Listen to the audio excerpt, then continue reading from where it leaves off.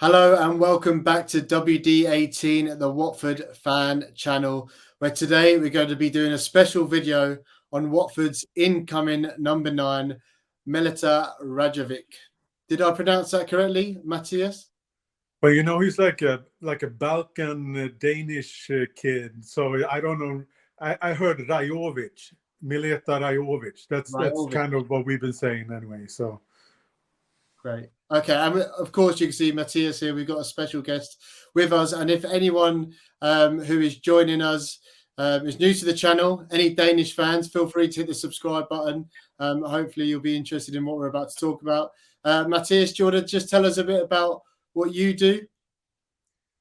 Well, I'm a reporter and a columnist for the local paper in Kalmar called Barometern, which is one of I think the second largest local newspaper in Sweden. And my job is to cover Kalmar FF, where Mileta Rajović, well, he still belongs to Kalmar FF, what we know as of right now. And I've covered Mileta since he arrived at Kalmar before the season. So that's pretty much what I do. Perfect. Yeah, Matthias said he might get a call confirming some sort of news, so we'll have to see how we get on with this video. But it's been no secret that Watford have been after a number 9. And yesterday, a friend of the channel, Lühr, tweeted that there was a striker who has been left out of the Kalmar squad, and he's on his way for a medical to Watford, which was a great call, Luke.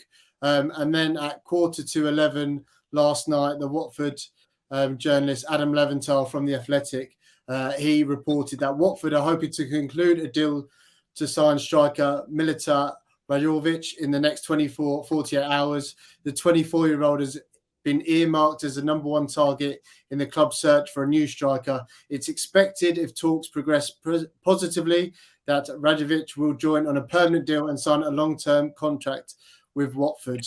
Matthias, tell us before we talk about the player, what do you know about the deal and a potential fee so far? Well, the news broke in England, as you already said last night, and I became aware of it right after Kalmar played a cup game yesterday against Division 1 teams called Två Åker. That's a name for you to pronounce. And they won 2-1. Mileta Rajović was left out of the squad. I talked to the sports director, Jörgen Pettersson. I texted him before the game and asked why Mileta was left out, and he said he was arrested. That's what he said. But then the news broke from England about Watford and Watford's interest, and a bid, I guess, was submitted as well. And I called the coach, Henrik Jensen, who's also Danish, and I asked him, and he didn't want to comment on anything. He said that those questions were answered by Jörgen Pettersson, the sports director, and he wouldn't return my calls yesterday. So then you kind of know that something's going on. So we wrote about it last night after the cup game, and when I don't get a hold of the people in Kalmar, then I know something is going on anyway. So interesting. Can you tell us a bit about Rajovic's background and career so far? Sure. I spent some time with him, and we did a couple of nice podcasts. That could actually be something for English, because I've been speaking English with him, and there is a podcast where with like a total Mileta Rajović podcast where he talks about himself, his background, his family, and where he's heading and everything. Is very interesting. So if you have time, just look it up. I can send you the link, because but he grew up in Denmark, and but Kalmar FF did I must say a great scouting job on him, because he's been a goal scorer in the Danish second division. He's been kind of a not a well-known player, even though I know like big club like IFK Göteborg, the Gothenburg, they tried to sign him before Kalmar did. But he came to Kalmar to Allsvenskan, which is a Swedish top flight, as a unknown player, I would say, and nobody knew too much of him. But he was in the Danish second league, second division. He's been the top scorer, and he was the leading top scorer when he left Denmark in the middle of the season to sign for Kalmar as well. So he's a well-known scorer, and he started. That's exactly what he did when he came to Kalmar as well. And what sort of player is he? We said he's a number 9. Is he quite tall, fast? What attributes does he have? Well, he's almost as tall as I am. I'm almost 2 meters tall. I'm 198. I think he's like 191, 192. I'm really bad with feet and. I think that's 6'3", 6'4", maybe. I would say more 6'2", 6'3". I was trying to give you an extra height there. I'm 6'6", and he's shorter than I am. So, but he's a big player.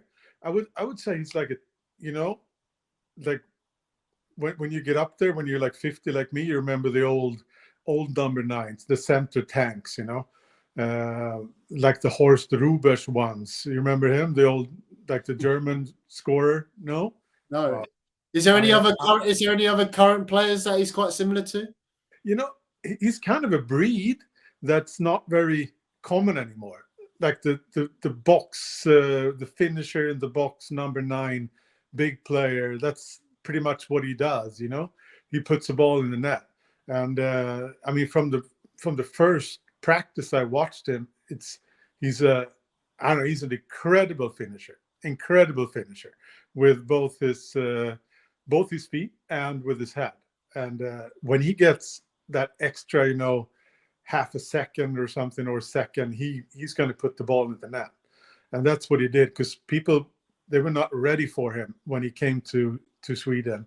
And he started off scoring goals in a brutal pace, both in the cup before the league starts, and then when the league started as well. He scored 7 goals quickly, which is like a great return for the investment when Kalmar paid, I think, about like £100,000 for him when they bought him from Næstved in the second division of Denmark.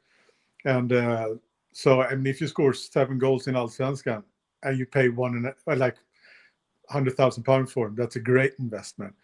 But since then, I think his last goal in Allsvenskan was May 28th, when he scored a late 2-1 goal against IFK Norrköping for the win. He hasn't scored since in Allsvenskan. He scored 1 goal in Europe when they played FC Punic, but that was a goal that didn't lead to anything. So he's been cooling off, and I think that has to do with that other teams are aware of his abilities, and they know that if they stay close to him, and if they don't give him that half a second or second, he's kind of having trouble finding the open spaces by himself and creating the chances by himself. And but I also have to say that the whole team, Kalmar, has been struggling the last 10 games. So and it's not all about Mileta Rajović. It's a whole team that has been having problems, especially offensive problems. It's interesting. When you said, one thing that stood out for me was a player who's bow-footed, left and right. That reminded me of Victor Gyökeres, who has obviously done really well in the Championship, Swedish striker who was at Coventry. He's gone on to Sporting. But I mean, I would say that's a reach if you compare. I think Gyökeres is a more complete player than Rajović, and I think he. And obviously, I mean, Sporting Lisbon or Sporting, they paid a lot of money for Gyökeres now. So I would say that's a reach. I don't think he's not on that level yet, maybe. But you never know. I mean, I think they're pretty much the same age. But I would be reach. No worries. He's 24, isn't he? And one thing I wanted to ask is about the Swedish top tier, and will he be able to make that step up to the Championship? I think we were linked with a striker. Is it Akor Adams, who's gone on to Montpellier? He done really well in the Swedish league. But what can you tell us about the standard of the top tier in Sweden? And do you think he'll be able to make that step up and score goals in the championship? I think Allsvenskan is kind of struggling this year in Europe. Didn't have the success. We only have one team left in Europe. So it's not been successful. Kalmar was one of 4 teams. 3 of them have been knocked out. But it's a difficult league to dominate in. It's a difficult league to score a lot of goals in. There's very, what do you call? The teams are very well put together with usually a very obvious strategy and a good, solid defense. So it's not easy to score a lot of goals. So that's why kind of people. They really were impressed by Rajović scoring 7 quick goals there, because that's not easy, and he's still kind of in the top. I think top 7, 6, 7 when he cut in the scoring league.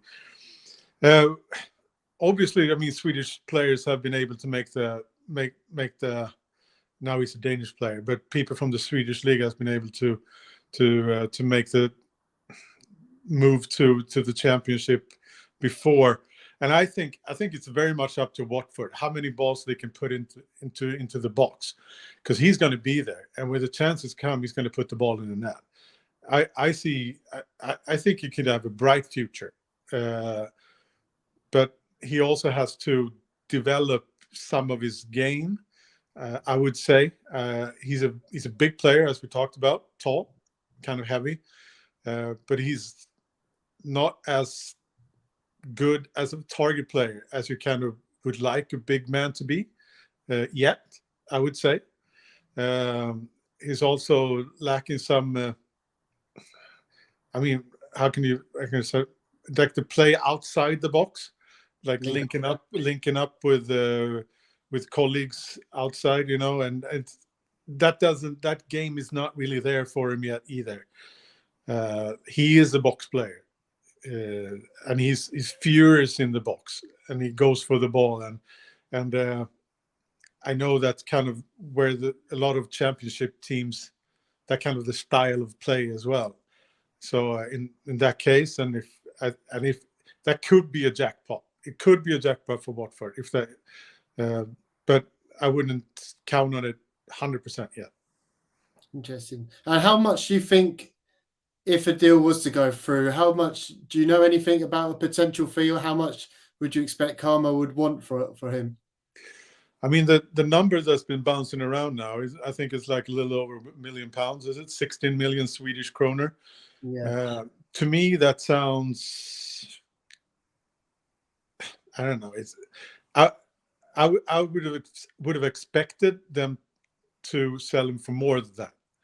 And they've been talking about just keep him in. He's in no rush of leaving the club. He could use the time to develop in Allsvenskan and in Kalmar. But Kalmar is not a rich club. I think it was 2020. They were on the verge of bankruptcy, basically, really? And they were on the verge of falling out the top tier, so they don't have a lot of money. So, and this would be a big deal for them, even if it's only 60 million kroners, or a little over £1 million.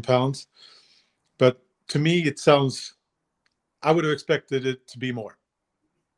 Okay, interesting. And I wanted to talk about Kalmar. I think I watched an interview him talking about their style of play. Am I right in saying they've got quite a high pressing style? Yeah, they do.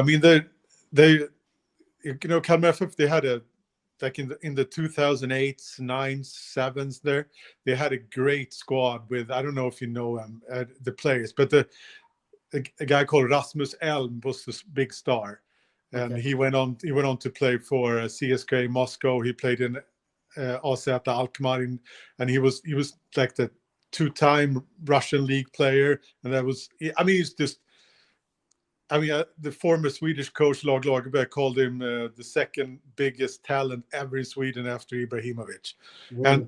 and he had two brothers. One of them played for Fulham. David Elm, his bigger brother, never made a splash there, and his other brother Victor Elm played in Holland as well.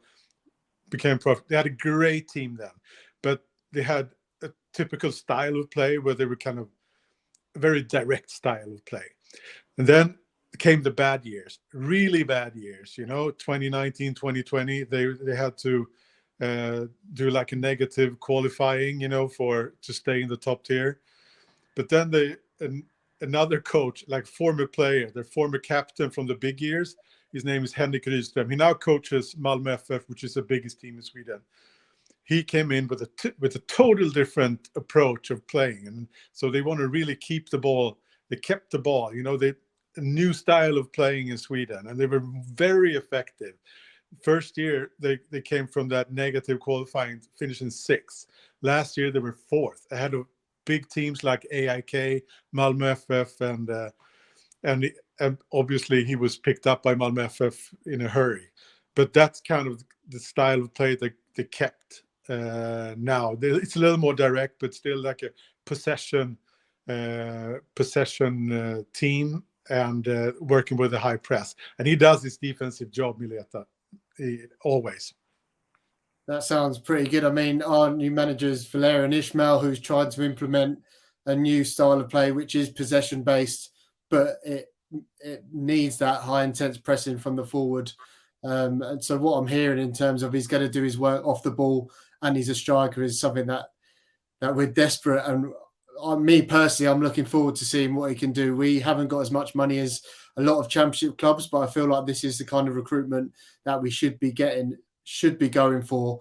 Bit of a gamble, but like you said, it could do well. Has he ever played? We know he's Danish. Last question: has he ever played for like the Danish youth teams? How high do you think his ceiling is? Do you think we could potentially have a sell on for him? Possibly, yeah. I mean, I think the Danish, the top teams in Denmark, they Michelin. They weren't really going for him, because they weren't really sure. They wanted to see him do something somewhere else before they kind of made a move on him. And big club Midtjylland tried. There were reports of their interest during this summer as well, and that's because they kind of seen what he's been doing in Kalmar, and he's also getting high praise from the Danish national team coach Kasper Hjulmand. So it's taken a big step here now, and that's kind of why he hasn't been playing. I think so. They haven't really been sure because he's a different kind of a player, different style. As I said, I thought he was kind of extinct, that kind of player, and I'm kind of happy to see that it still works, and because what he does, it's finishing. That's what he does, and it's fun to watch. And he's also I got to tell you, he's a great character, great kid, always in a good mood, joking around, and always nice, always saying hi, and just a great guy. Yeah, sounds good. Sorry, last question. Is there a standout goal that he scored, or does he have a trademark type of goal or one that stands out for you, something that Watford can look forward to seeing if he signs? I would say the 2-1 goals against IFK Norrköping, May 28th, when they were down 0-1, but turned it around and he scored it. I think it was in extra time. He gets the ball in from the left on the ground, and he's just wrestling down his defender, and he's on the front post, and he ends up in the goal himself as well. Everything's just going in the goal. It just has to be in there, and that's determination and dedication. And I would say that's a typical Mileta Rajović goal. It's music to our ears. Thank you so much, Matthias. We'll wrap things up there, and we'll put a link in the description about the podcast that Matthias has done with Rajović that Watford fans can listen to. So thank you so much. Really appreciate your time today. And before we go, we did have some exciting news, an exciting call this morning. So we'll release that news very soon for you guys. And we'll be back on Sunday for our instant match reaction and in-depth analysis after the Blackburn game. Let us know in the comments what you guys think of Rajović, the signing for Watford. And if you enjoyed the video, please subscribe and give a like for the video. Thanks for everyone watching, and up the Hornets.